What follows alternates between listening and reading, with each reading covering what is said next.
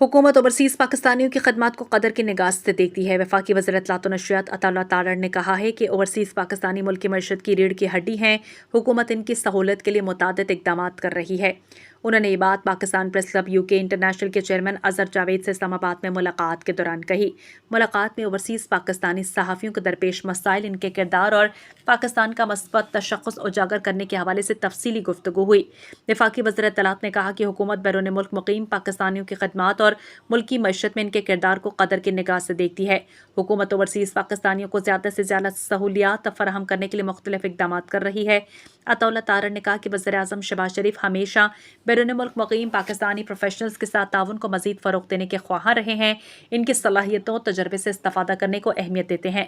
Pakistan press club UK international के chairman Azhar Javed ने कहा कि ओवरसीज़ पाकिस्तानी सहाफ़ियों ने हमेशा आलमी सतह पर पाकिस्तान का मस्बत तशख़्ख़ुस उजागर करने में किरदार अदा किया। बैरून मुल्क काम करने वाले पाकिस्तानी सहाफ़ी पाकिस्तान आलमी बरादरी के दरमियान एक अहम पुल का किरदार अदा कर रहे हैं।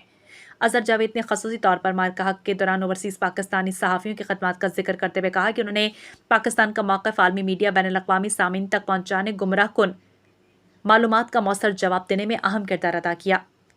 उन्होंने कहा कि ओवरसीज़ पाकिस्तानी सहाफ़ी पेशेवराना सहाफ़ती ज़िम्मेदारियों के साथ साथ पाकिस्तान के मस्बत तशख़्ख़ुस और कौमी मफादात के फ़रोग़ के लिए अपना किरदार जारी रखेंगे।